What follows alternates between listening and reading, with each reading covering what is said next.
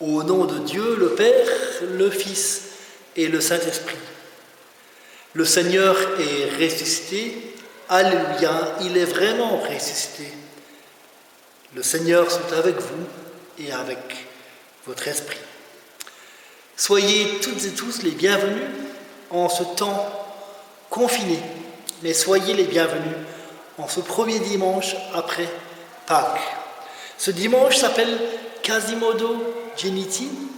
Il nous rappelle que les nouveaux baptisés, qui étaient baptisés pendant la nuit de Pâques, étaient revêtus d'une robe blanche comme des nouveaux baptisés. Chantons à présent le premier chant, Alléluia, le Christ est vivant. Les paroles du chant s'affichent à l'écran.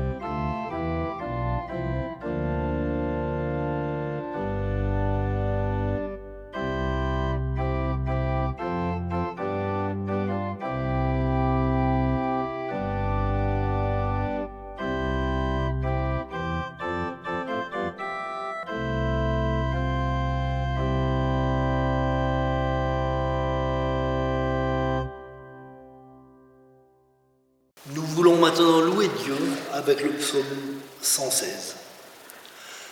J'aime le Seigneur, il entend ma voix, il entend le cri de ma prière, il tend vers moi une oreille attentive. Toute ma vie, je me tournerai vers lui. Les liens de la mort m'étranglaient. J'éprouvais la tristesse et l'angoisse. J'ai invoqué le nom du Seigneur. Seigneur, je t'en prie, délivre-moi. Seigneur est bienveillant et juste. Notre Dieu est compatissant. Il a sauvé mon âme de la mort. Il a tiré mes pieds du faux pas. Je marcherai en présence du Seigneur. Je marcherai sur la terre des vivants. J'élèverai la coupe du salut. J'invoquerai le nom du Seigneur. Alors louons Dieu à présent. Louange à Dieu, le Créateur.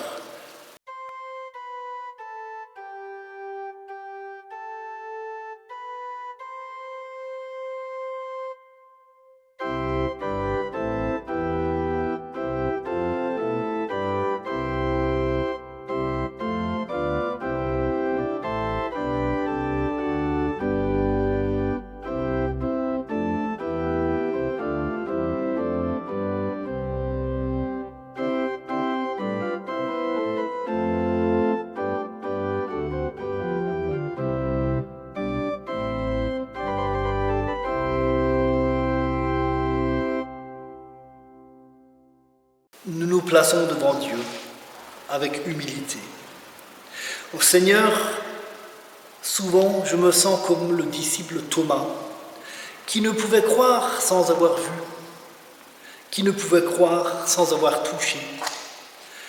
Trop souvent, j'ai besoin de signes, aussi petits soient-ils, signes d'affection, preuve d'amour, besoin d'être reconnu, accueilli, besoin de savoir, tout simplement que j'existe.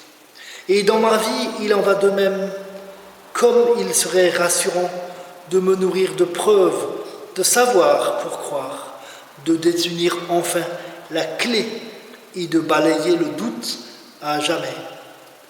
Ô Seigneur, ne laisse pas le doute s'installer en moi. Ô Seigneur, pardonne mon péché.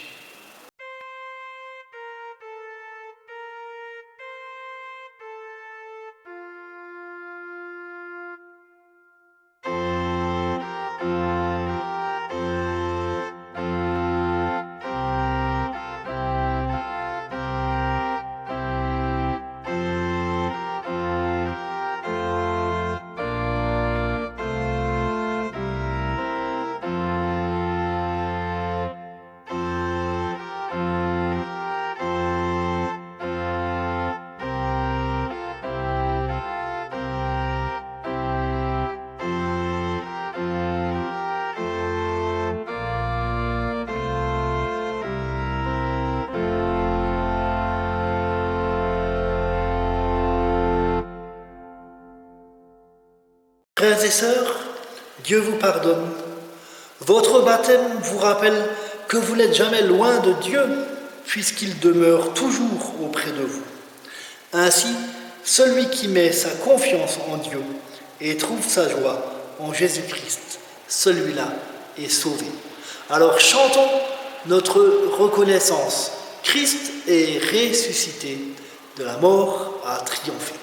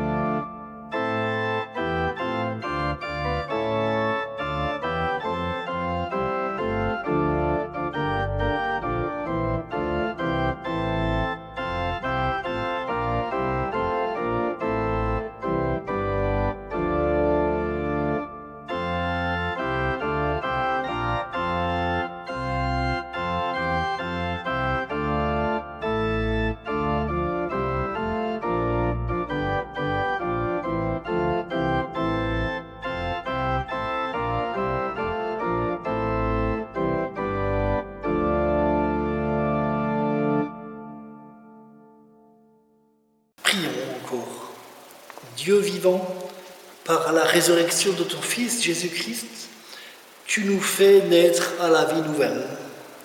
Par ton esprit, poursuis et achève l'œuvre que tu as commencée, dans le secret de nos cœurs, aujourd'hui et pour les siècles des siècles.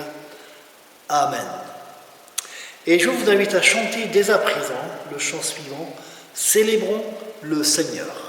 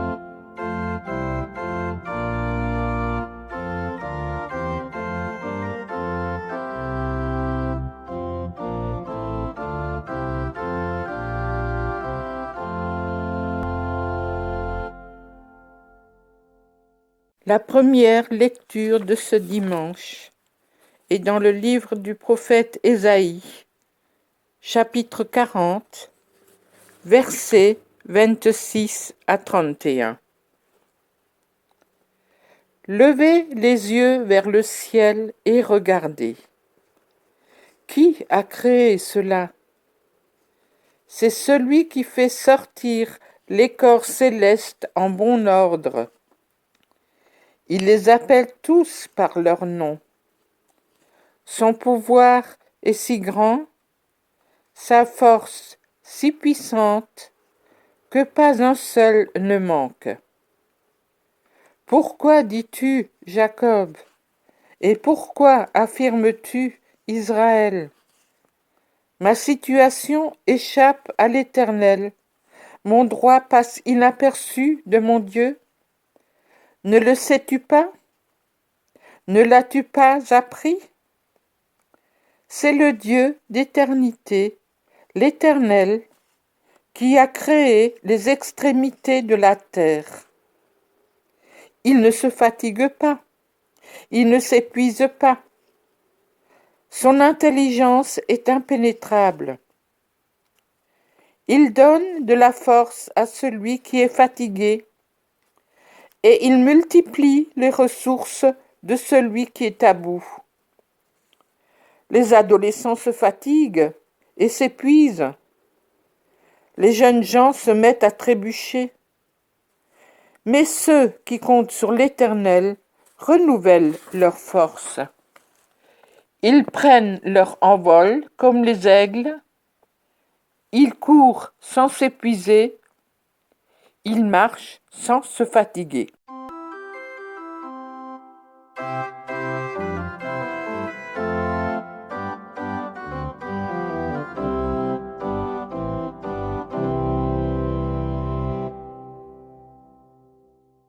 Évangile de Jean, chapitre 20, versets 19 à 29. Apparition de Jésus ressuscité aux disciples. Le soir de ce jour, qui était le premier de la semaine, les portes de la maison où les disciples se trouvaient étaient fermés, car ils avaient peur des chefs juifs. Jésus vint alors se présenter au milieu d'eux et leur dit : « Que la paix soit avec vous. » Après avoir dit cela, il leur montra ses mains et son côté. Les disciples furent remplis de joie en voyant le Seigneur. Jésus leur dit de nouveau : « Que la paix soit avec vous.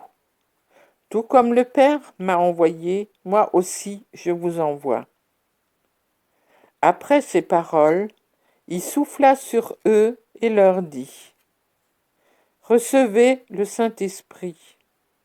Ceux à qui vous pardonnerez les péchés, ils leur seront pardonnés. Ceux à qui vous les retiendrez, ils leur seront retenus. » Thomas, appelé Didyme, l'un des 12, n'était pas avec eux lorsque Jésus vint.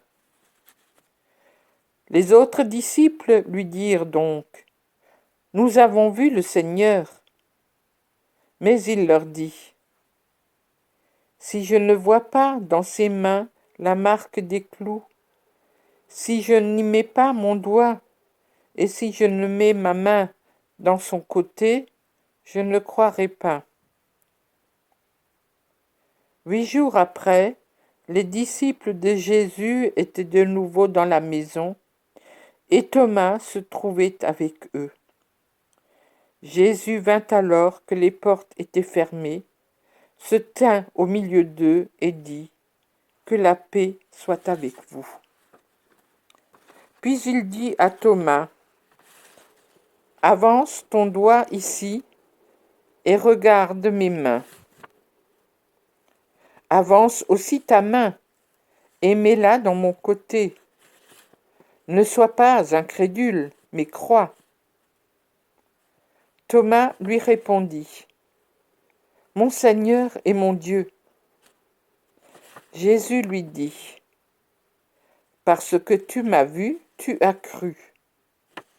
Heureux ceux qui n'ont pas vu et qui ont cru. »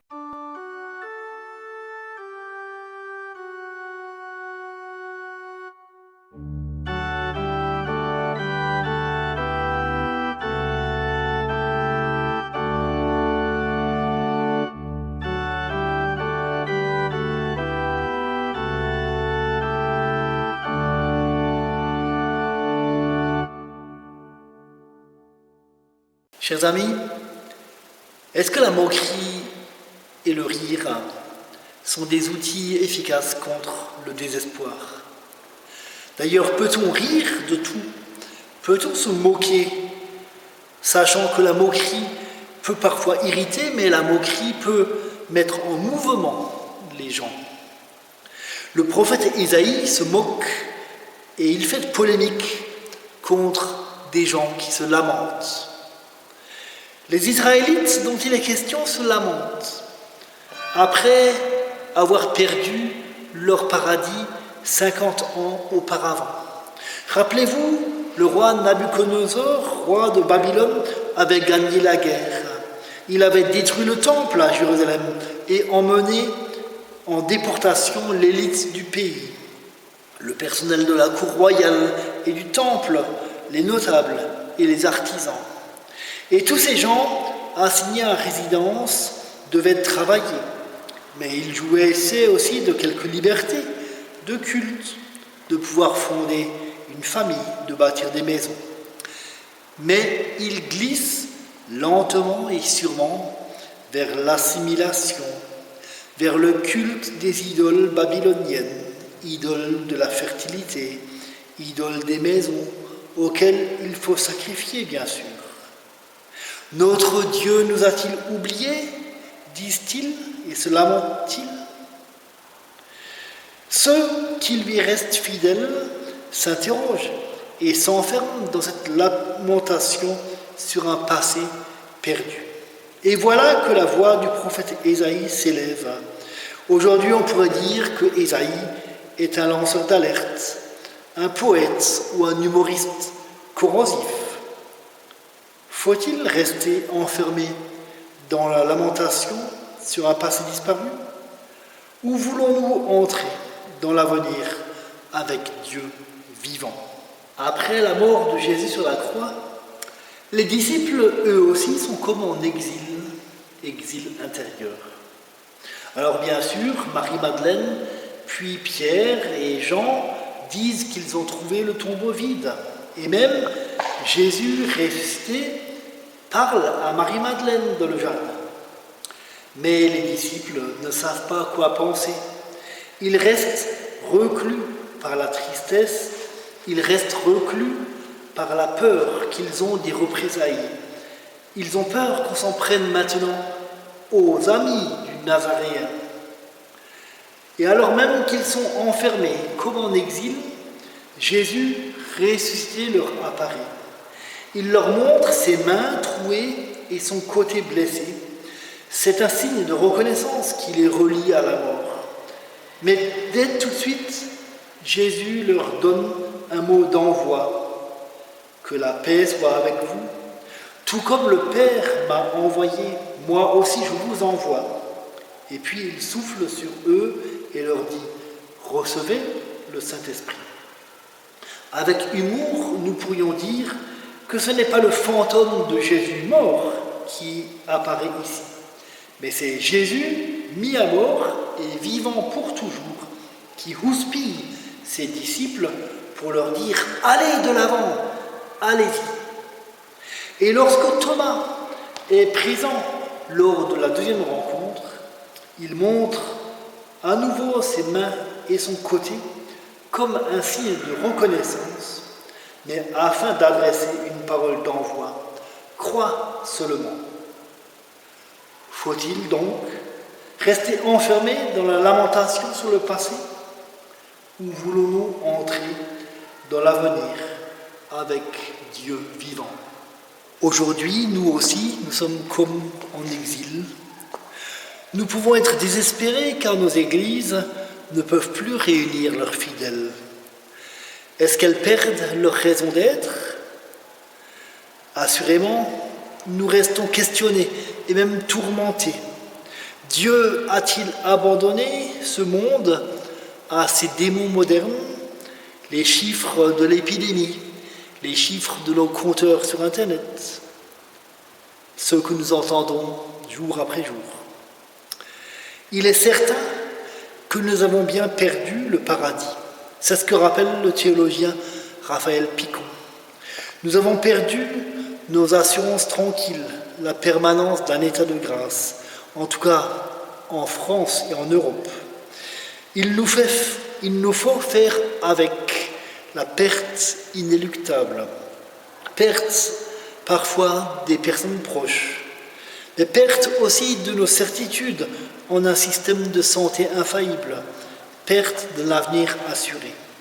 Il nous faut faire avec la perte des repères qui sont brouillés, perte des garanties qui n'en sont plus, perte avec le désordre d'une vie qui peut s'effondrer d'un instant à l'autre. Oui, il nous faut faire avec ces paradis perdus. Et pourtant, c'est bien au cœur de ces tourmentes, quand tout bascule, que l'idée du rocher, l'idée biblique du rocher, trouve sa place. Dieu fort et vivant est présent dans la vie des hommes.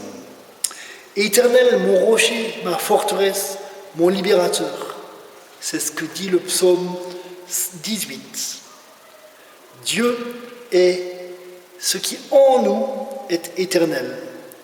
Dieu est ce qui fait que nous pouvons être en dehors de tout mouvement, en dehors de toute crise, en dehors de tout mécanisme. C'est dans la permanence d'un Dieu fort et vivant que nous sommes de manière existentielle. Et Dieu réaffirme ainsi sa présence forte comme créateur et comme Dieu vivant.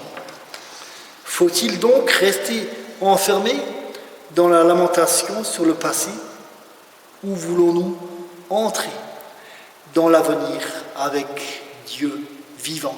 Pour conclure ma méditation, j'aimerais vous montrer une illustration trouvée sur Internet cette semaine. Une illustration qui nous montre que si nous avons l'impression de perdre nos vies, de nous perdre nous-mêmes, au contraire, nous sommes gagnants. Dieu reste celui qui crie en nous et par nous.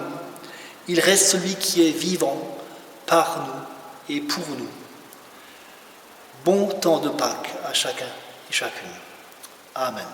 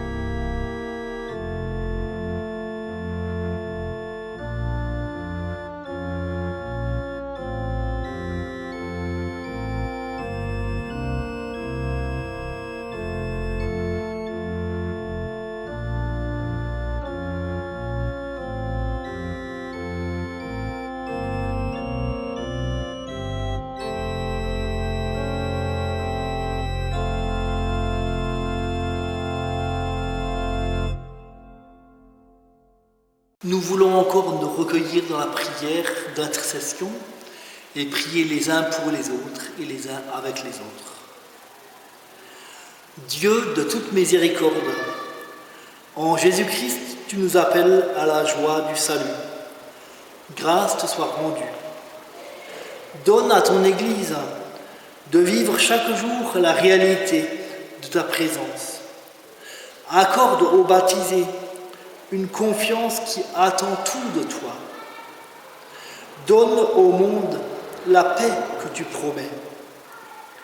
Accorde-nous ton esprit afin que nous avancions sur le chemin où tu veux nous mener. Apprends-nous à quitter notre lamentation. Donne aux malades l'espérance qui illumine le cœur. Accorde à ceux qui les entourent force, patience et amour. Donne à ceux qui sont disparus la vie nouvelle et accorde à ceux qui les pleurent ta lumière éternelle.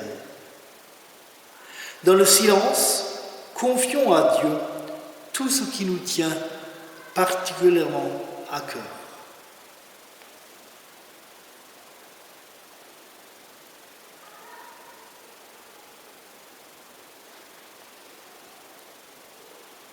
Toutes nos demandes personnelles, nous voulons maintenant les remettre à Dieu dans la prière que Jésus nous a enseignée. Notre Père qui es aux cieux, que ton nom soit sanctifié, que ton règne vienne, que ta volonté soit faite sur la terre comme au ciel. Donne-nous aujourd'hui notre pain de ce jour. Pardonne-nous nos offenses, comme nous pardonnons aussi à ceux qui nous ont offensés. Et ne nous laisse pas entrer en tentation, mais délivre-nous du mal, car c'est à toi qu'appartiennent le règne, la puissance et la gloire, au siècle des siècles. Amen.